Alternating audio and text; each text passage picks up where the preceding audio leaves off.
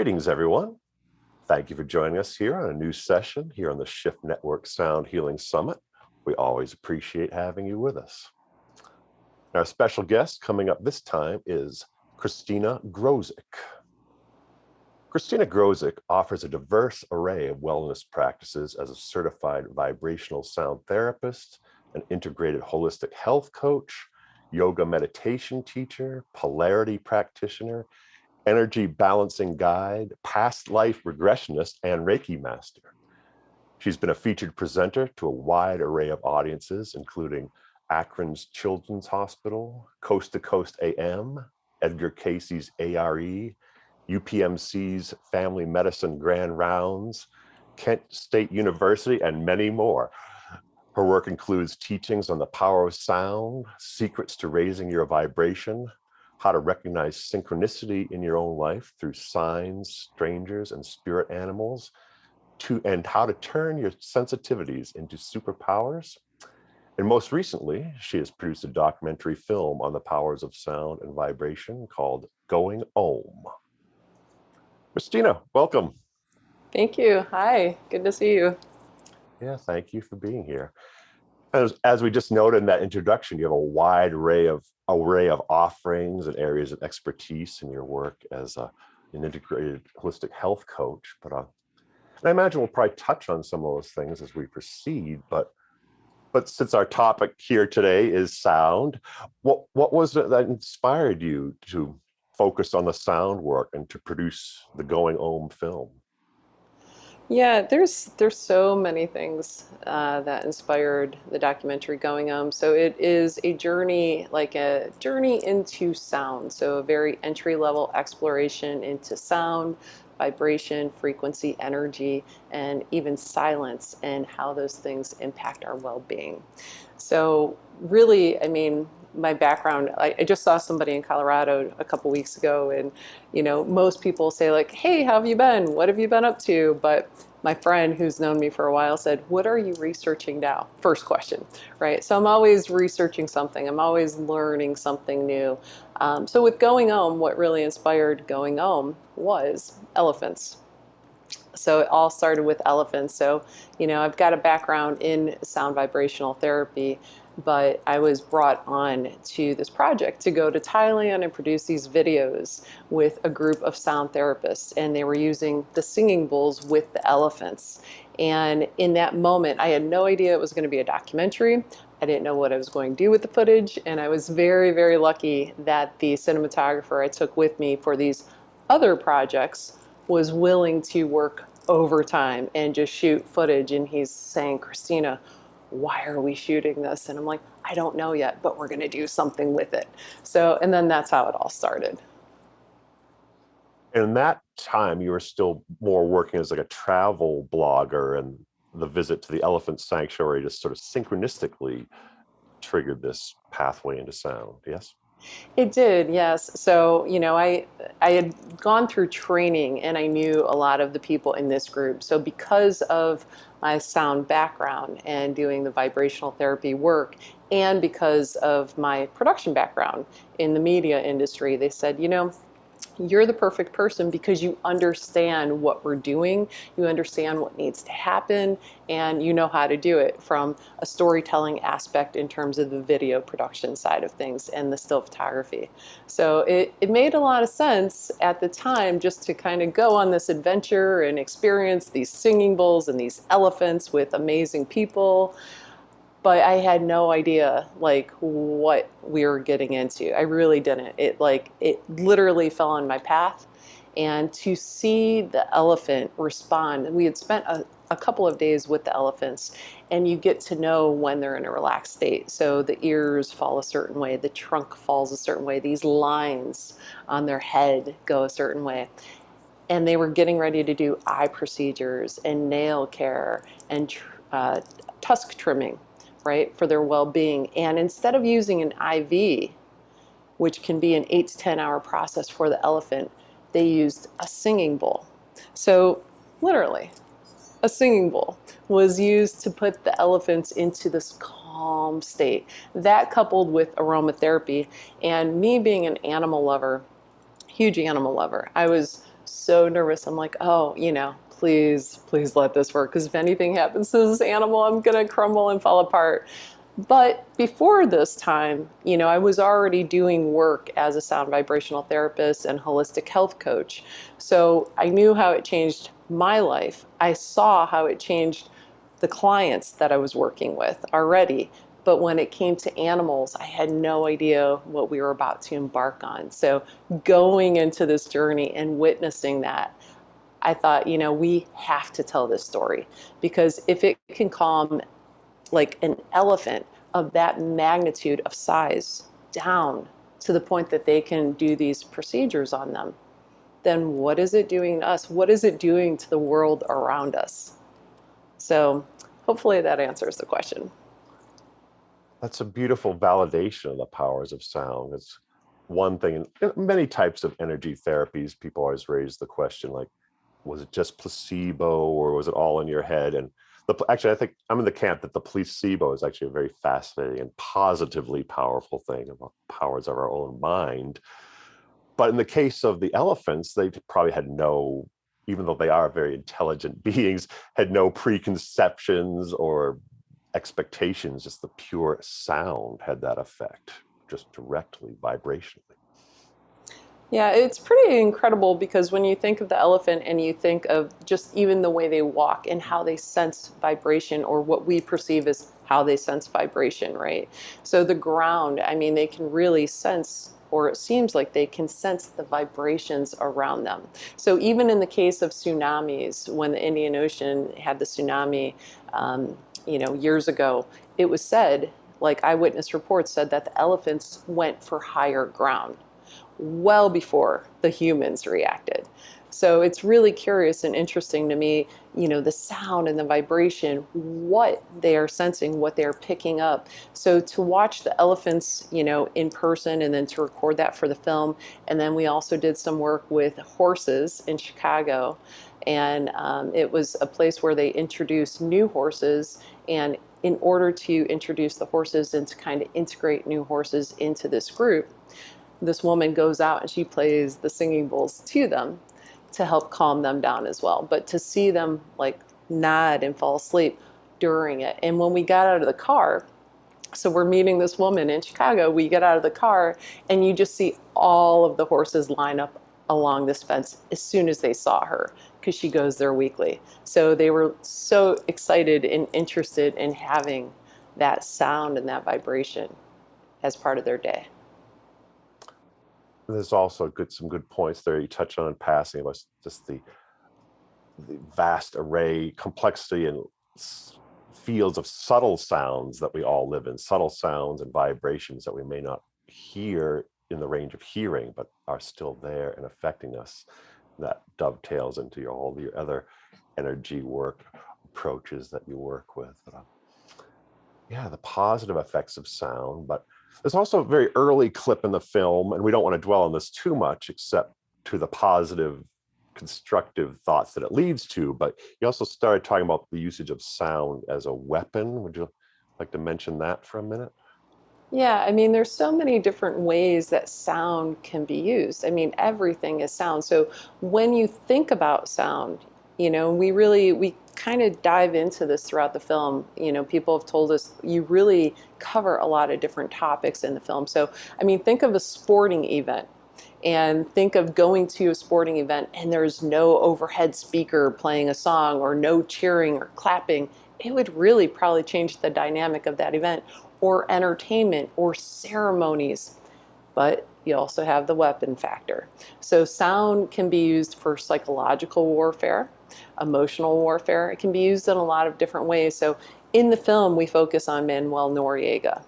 And one of the ways they were able to get him to surrender was to play heavy metal music and just blare it at the building until it literally broke him. And I've been told, and I have to look further into this to get some confirmation, but I've read different articles where at Guantanamo Bay, they would use similar practices. And then not too long ago, we had the US Embassy in Cuba under attack, and they said that that was a sound attack, right, with sound waves. If you really are curious about how sound can be used as a weapon, the Mayan death whistle. If you have never heard the Mayan death whistle, it is absolutely terrifying. And the sound of it, you can imagine what that would be like if here you are at war and there's a couple of these whistles surrounding you. It disorients you. You have no idea where it's coming from, and it sounds like probably more people than what there actually are. So it can really be used as a weapon, but in our everyday lives, we have the choice on how we're going to use sound as a weapon, right? And that's through our words. So if you think about that, right, our words, our actions, our thoughts, these all have vibration to them. They are all energy. And our own words can be used as a weapon, or they can be used to help and heal. So I always like to throw that out there in any workshop that I teach or any presentation, is to really be thoughtful and mindful of the words that you're using, of your actions, and even of your thoughts, because there is energy attached to that. We are all energy. We are all vibration, right, in this human body. But we have an opportunity to help co-create the world that we are living in and that we are sharing on a collective basis through our words, our thoughts, and our actions. So you can use the word as a weapon, or you can use it to help and heal. And that's the positive perspective, as I noted, that we wanted to rewind to, or wind around to, as the destructive aspects of sound are real, and they only just serve as an illustration, another validation of the reality of the effects of sound and vibration. And if these extreme cases, you can note the ill effects. The flip side is also equally true and valid and powerful, that they can be used for the positive, beneficial effects. So, as you noted, words and sounds and the vibrations you put out. So we talked about the elephants. Was there any particular, and back to the positive effects of sound, a particular personal experience where sound really clicked for you, like this is real and I'm feeling the benefits of this, and that's what led you to share it with others? Well, I think during the filming, there were so many experiences that really stood out. But I will tell you one that was such a great reminder, and it will forever like live in my heart and just like join me on my path. Every day I think of it when I wake up in the morning. So we were filming during the pandemic, and it was the tail end of the pandemic. So we're talking like March and April of 2020. And at that time, we're already on the road. The pandemic is starting to, arise. People are trying to figure out what's going on. Things are closing. So that presented a lot of challenges on our path of navigating, getting to hotels. They're going to close their doors tomorrow. Restaurants are closing, things of that nature.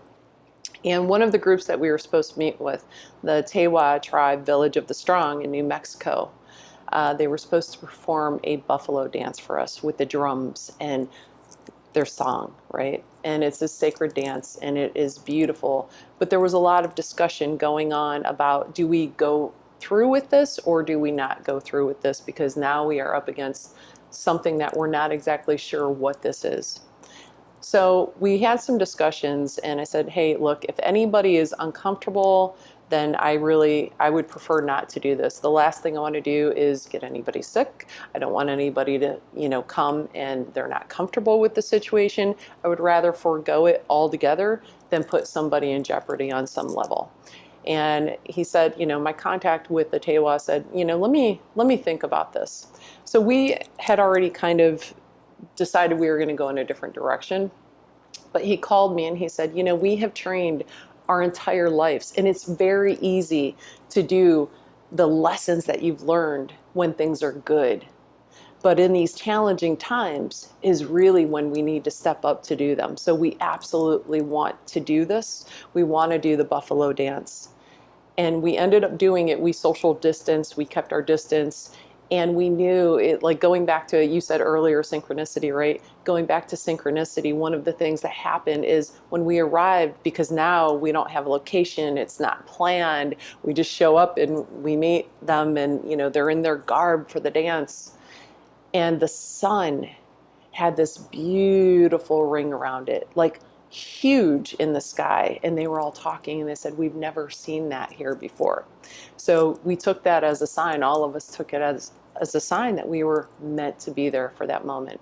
Now the sun is starting to set, it's going down, it's getting cold. We decided just to film it right then and there.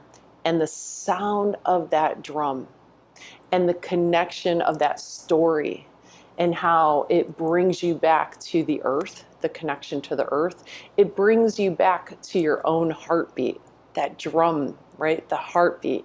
So it brings you back to yourself, and then it brings you to others. So that connection of the drum, I think that moment was so profound for me. And I literally at the end started crying because it was so amazing and beautiful that they would come, especially in challenging times, to allow us to be a part of this and to share this with others. Thank you for sharing that. That's a beautiful story of just the real world effects of sound and vibration. And now thinking about that sea of the subtle vibrations that we all live in, there's also a really fascinating segment in the film where you're talking about the, I forget exactly what it's called, something to the effect of the radio silent zone in West Virginia. Would you like to say a little bit about that? Yeah, so one of the areas that we filmed in was the National Radio Quiet Zone, which is in Green Bank, West Virginia. And there is a massive telescope, radio telescope there, that they record the signals from space. So because of that, and because this device is so sensitive, in that area, what it means for the National Radio Quiet Zone is you can't have things like microwaves or cell towers and a whole slew of other commercial erected devices because those waves could interfere with the signals that they're receiving from space. So the correlation could perhaps be made that if something of this size, right, this structure, and if you haven't seen it, I would highly recommend just a quick Google search. Green Bank Observatory, massive radio telescope. It's like this big dish, right? But if something like that could be impacted by a microwave, like miles away, then what are the signals and those waves around us in our everyday world potentially doing to us? So you had said earlier, sound is what we can hear. It's within our range of hearing. But that doesn't mean there aren't other waves around us that are having an impact on us. So I think with that being said, it's really important to settle into your space and do breath work daily so you can calm the mind, calm the body, because when you get into those states, very often, and this is probably a topic for another time, but there's so many answers in that silent space. But what it also does is it puts you in touch with your own being. It puts you in touch with yourself. So maybe all of a sudden you're sitting there and you feel agitated and nothing's really changed. You're not hungry, you're not thirsty, nothing really obvious to your perception has changed. But that might just be because visually we can't perceive it. From an audio standpoint, we don't perceive it, but there could be something else in the environment that is impacting us. And one day I was sitting at my desk working on a project and I was getting so agitated, and I'm a pretty chill person, but not that day. I was like, oh, I'm getting so agitated and I don't know why, nothing's changed. And I went outside on a break and was walking, and like a block away there was a jackhammer. And I really think that's what it was. I think I couldn't hear it, but I think the vibrations of that jackhammer created this agitation in my system. So I think it's really important to find stillness, to do the breath work so you can get in touch with your own being. So maybe you can perceive some of these things around you. That's a great lesson, the positive power of silence and still point, and getting into that foundation for these expanded states of experience and awareness, and great insights and lessons there, because we all live in this sea of different frequencies and vibrations. Here we are on a computer doing this, there's Wi-Fi fields everywhere, and in the case of the jackhammer, that was probably like an ELF, an extremely low frequency resonance that even though you couldn't hear it, it was still impacting you physically. So, but that's back to the positive power and value of sound work, these sound techniques and teachings that we can use to harmonize our own field and make us more coherent. And I believe that strengthens your energy field, and the sound acts as a food for the nervous system that helps you just be a more coherent energy form that's less prone to getting knocked off the rails from these outside sources. So tell us a little more about various, because you also conduct sound baths and sound journeys, or groups and individuals. Tell us about your approaches to sound and music and voice, how these tools can be used by people to help enhance their daily lives. Yeah, I would love to. I think, people, so I've been doing different, sound baths, sound journeys, sound healing, whatever you would like to call it, what resonates with you, I am totally down with, as long as you find something that resonates with you, right? I've been doing these for probably about 15 years. I've been working with it and actively teaching for about 7. But, whether it's a group of people, whether it's one-on-one, there is always something in that experience that can be learned. So whether it's the breath work, right? Your breath is one of the biggest tools you have. And sometimes when people come to sound journeys, they may look at some of the stuff and say, oh, I wish I could do this, but I don't have all of that stuff. Well, this didn't happen overnight. It's been building for, like I said, 15 years. But what you do have is you have your breath. And the power of the breath is one of your strongest tools. So even if it's just listening to the sound of the breath and very mindfully breathing, right? And feeling how it's impacting the body with the rise of the chest and the belly. And then as the belly softens, that is a huge tool. The sound of it. If you think of it like slow and steady, like a wave, right? That can bring you to a more calm state. Vocal toning is another one, Jonathan and Andy Goldman, vocal toning, humming, huge, right? Sound, like something as simple as a singing bowl, just the sound of a singing bowl. So there's a lot of different tools that you can use, I think, in helping to find calm, helping to relax the nervous system. I also use the bowls on the body. So when I use them on the body, it's like a sound massage for your nervous system. And there's so many different things that have been linked to sound being used as a modality. So it's non-invasive, right? It's semi-affordable. If you're doing it in your home with breath work or even a singing bowl, then it's the investment of the singing bowl. Or maybe it's a chime, or maybe it's a drum, or maybe it's even a shaker that you're using that you can make out of something like a Old Spice jar, and you put beans or like coffee beans or like dried beans or something in it, and you just shake. That rhythm takes us to a place that sometimes we have a hard time accessing on our own. But some of the benefits, it helps to alleviate anxiety. It helps with depression. It helps put us into a sympathetic state. Or sympathetic? Is it sympathetic or parasympathetic? I'm sorry, it's sympathetic. So, the rest and relax state versus the fight or flight. So very often in our society, there's noise all around us. There's noise constantly. And it's something that the World Health Organization has said is a growing concern to our well-being. If you think about it, go to a gas station, right?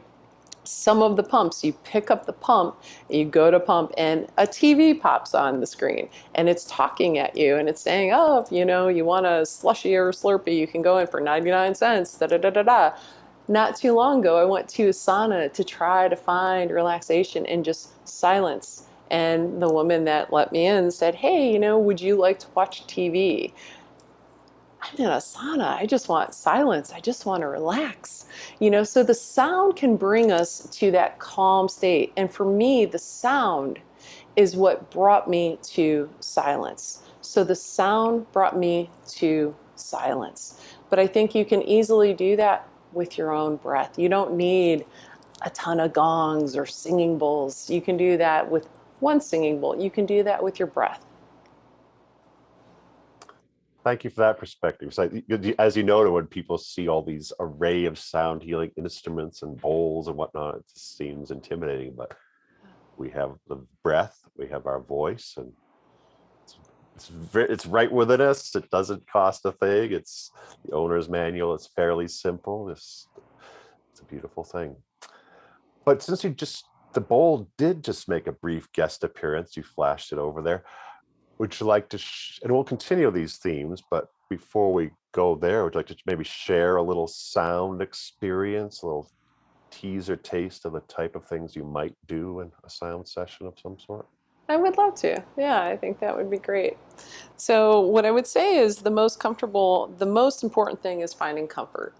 So, it's finding a comfortable position. So, maybe we can take a seated position, close the eyes or soften the gaze, and we'll just start with a couple of breaths. So, maybe breathing in and out through the nose to help relax the nervous system.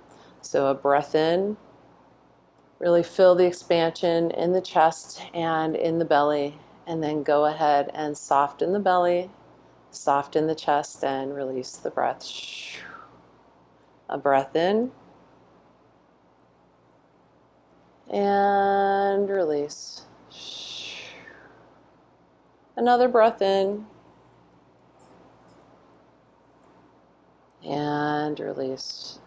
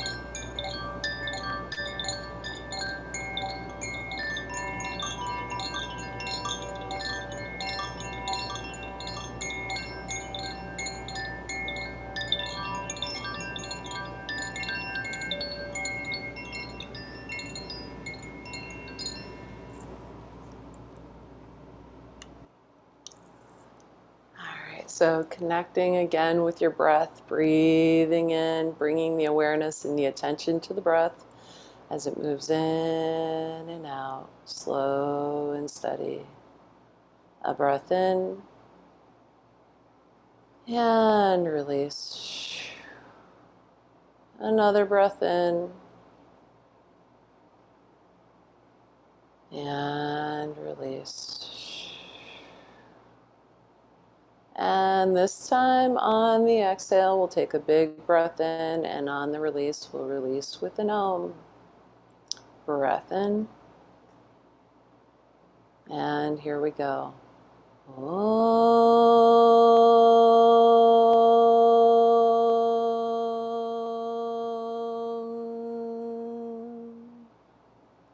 All right, so go ahead and open your eyes or focus your gaze. And that was a very, very, very mini sound journey. Well, thank you for sharing. That was beautiful. A mini sound journey, this little homeopathic dose, but also underscoring that the foundation of the breath and simple tones like humming and oming is that something everyone has access to anytime in their daily life. And then as you expand your orchestra, maybe with various bowls and simple little things, that just becomes icing on the cake. I know this is a broad question, but if someone wanted to take that next step, a good simple instrument to begin with, do you have any particular favorite or favorites? Yeah, I think a good starter instrument is a metal singing bowl. I think, you can travel with them. They're lightweight. I would recommend a smaller bowl just to start. It's very easy to play.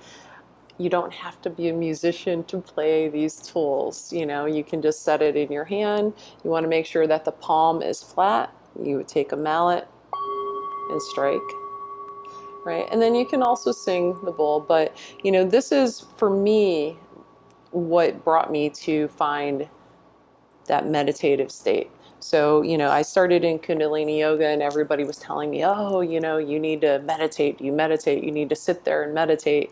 And I tried everything and I couldn't do it. I would burn sage and I would, wear different clothes and I would burn a candle. And I'm like, no, this isn't happening. So, but what brought me there was a singing bowl. When I found the singing bowl, I would play it every night. And then it took weeks later. But weeks later, what I realized is I was sleeping better. My digestion had improved, probably because it all goes hand in hand. When you're getting proper sleep, your body's going to work better. When you're in a relaxed state, your body's going to do what it needs to do. And by the way, it is parasympathetic. It was the parasympathetic relaxed state, right? That's the state we want to achieve. But yeah, so the singing bowl is what brought me to suspending thought. So the sound is what brought me to the silence. And it's not like I would sit there for hours and play it, maybe 10 minutes. But that 10 minutes of just giving myself a mental break from thinking was so critical and such a huge turning point in my own life. That's a beautiful gift. Thank you for sharing that.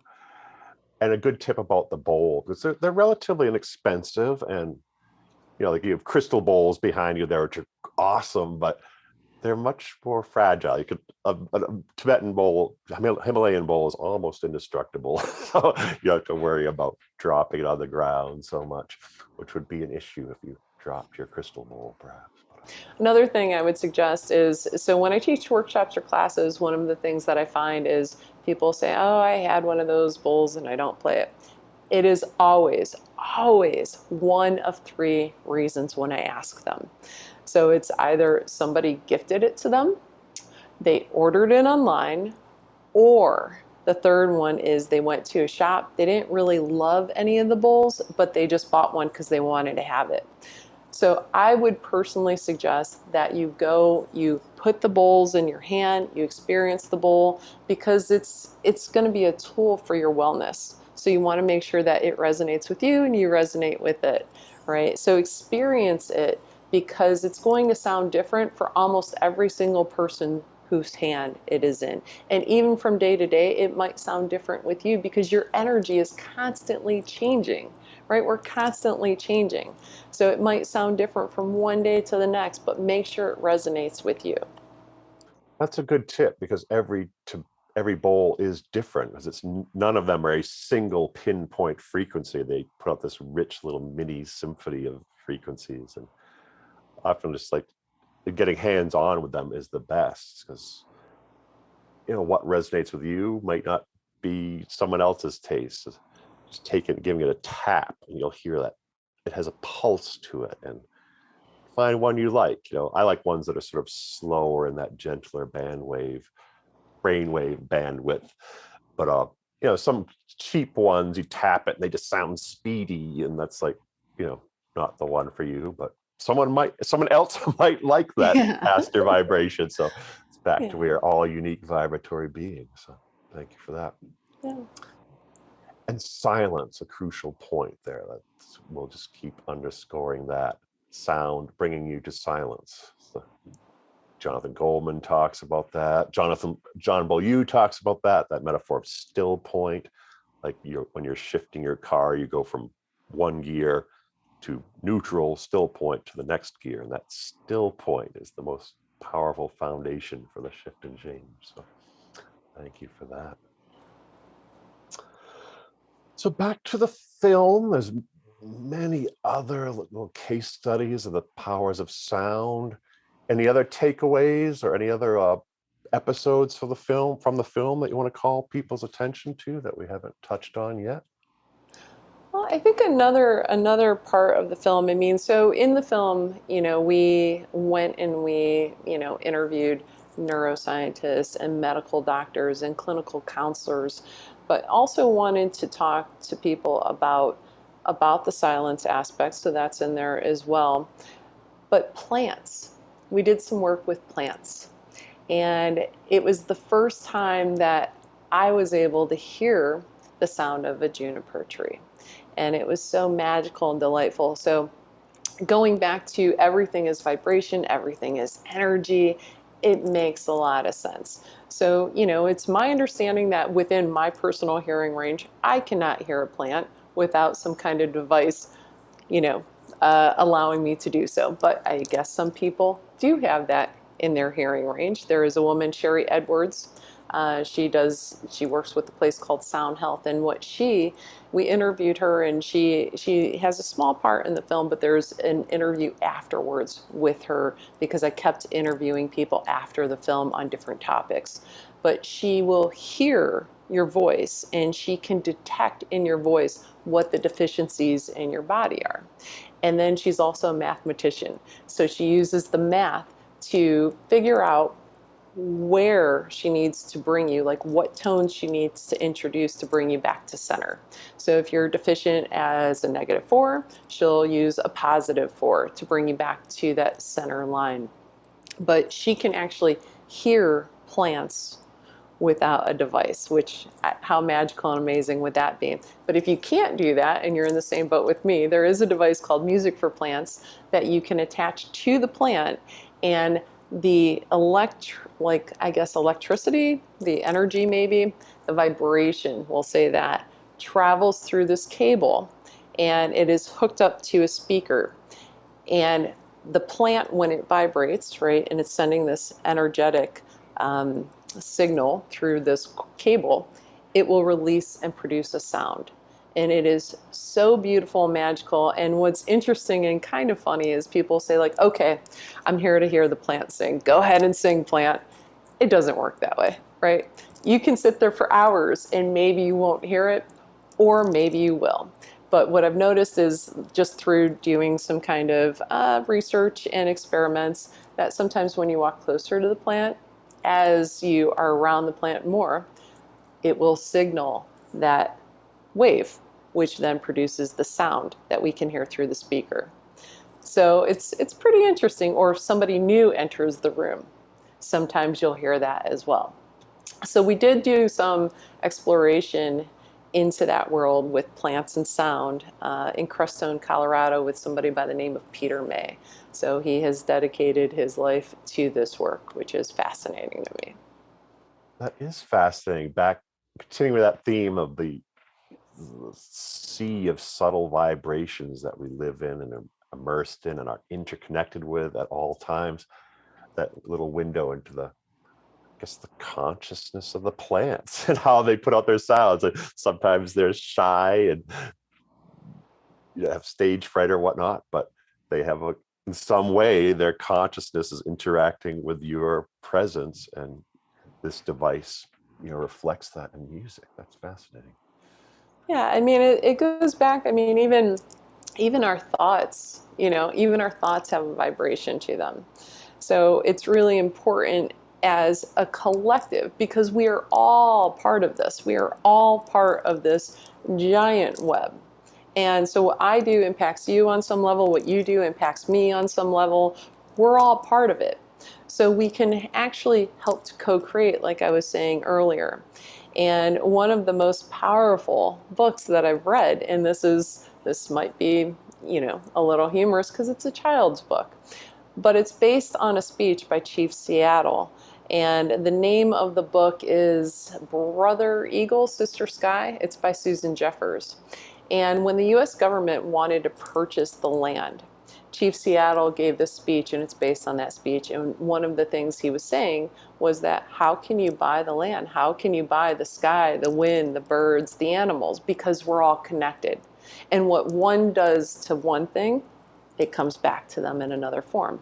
So I think that vibration, it's all energy, it's all vibration. So when we can look at the world through those eyes, then hopefully we can do so in a way that we are making choices for the whole.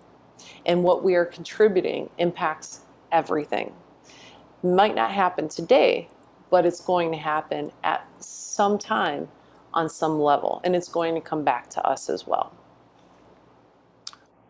So I think that's one of the powerful takeaways of the sound work, that we can use all these practices and methods to tune our own instrument and harmonize our own field to make us enhanced against the negative vibrations that we all walk through. But once you do that, that puts you in a position to broadcast forth and put out a harmonizing, beneficial vibration for the whole web of life that we're all connected to on so many levels.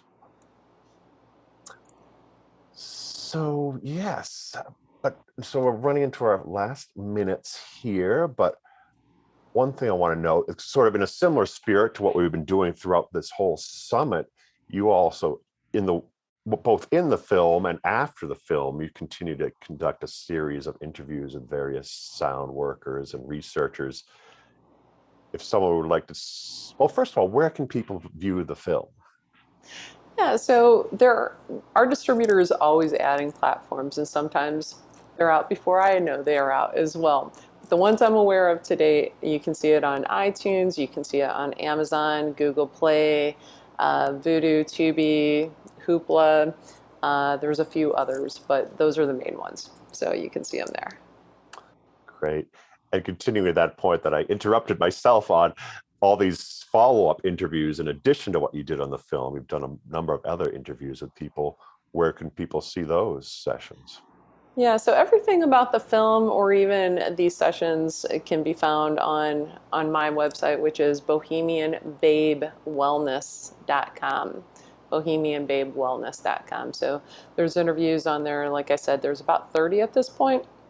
So Sherry Edwards is one. Ivan Reitman, the late director and producer of Ghostbusters and a slew of other amazing films that made us laugh, and gave us that gift of laughter. I was fortunate enough that he took the time to do an interview talking about how sound impacts films, right? So if you take out, for example, Jaws and that scene where it's like dun-dun, dun-dun, right? Totally different scene if you take out the sound that accompanies it. So it really illustrates, and you should try it sometime, a scene that really struck you in some way. Watch it again and turn down the volume and see if it has the same impact, because sound moves us. It elicits a certain emotion, right? So he's on there as well, and like I said, there's a whole slew of other folks too. What a great lesson there, because we could anytime you turn on a movie or a TV show, there's always a music soundtrack, and that soundscape and music content really sculpts the emotional climate and emotional effect of a scene. So the lesson there is you can observe it on these films, but then think, well, you can also do that in your daily life via the music and sounds that you choose to listen to or create for yourself. Any additional thoughts on that? Well, my friend, he's another person that I interviewed. His name's Alexander Lieberman. He's a composer, and he trains his ear. And since talking to him, I've noticed that I will just stop and like ground down in a location. I do a lot of walking or hiking, and I just will listen. I'll just listen to the landscape around me. So that's the way he trains his ear as a composer, is he listens to animal sounds. And what he does is he'll transcribe them into sheet music. So that is how he has trained his ear as a composer, is to listen to these sounds and then turn them into sheet music. But I asked him too, I'm like, so he lives in New York, and I'm like, what's it like to live in New York, hearing everything you're hearing? Because you're training yourself to listen to the world around you. And he's like, oh, and he's naming the notes of like the subway stops and things like that. So like it must be such an adventure to walk through the streets of New York with you. But through that, I feel like we are all students, we are all teachers, and I learned so much from every interaction in life. But from that, what I've learned is I will stop when I'm on a walk, and I will close my eyes, and I will just listen to the nature sounds around me, where they're coming from, what I'm hearing.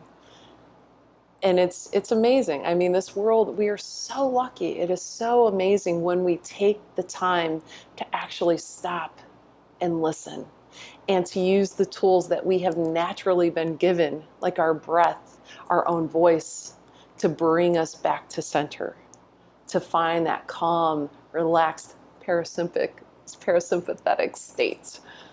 Yeah, that may wind us back to the topic that we originally started on, the going home film. And there's sort of a subtle lesson encoded in the title, going home, related to home. Would you like to, in the last minutes, say a little bit about that?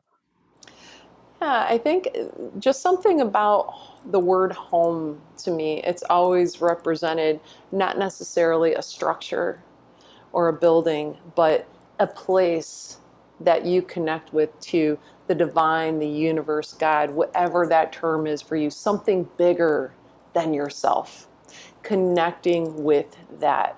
And I think that can happen anywhere you're at any time.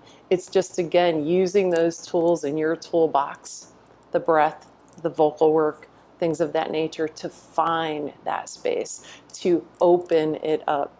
That silence that we've been talking about. So the sound and the silence, equally important.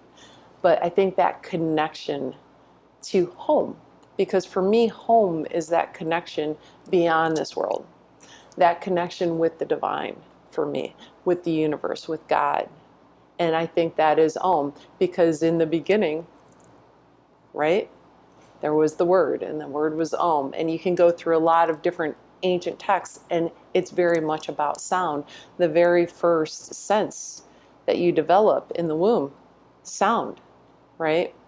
So there is something so special about it. But I think that Om can bring you back anytime. Even if you're in your car and all of a sudden traffic, I'm not saying close your eyes, keep your eyes open, definitely. But you could just do a couple of ohms as you're driving, to help calm yourself down. Thank you. And you went exactly on the theme that I was hoping you would, because there was a quote near the end of the film I thought was really beautiful. It was, and you just sort of paraphrased it there, but what I wrote was, home is not a building or a structure. It is the place within that connects you to everything else.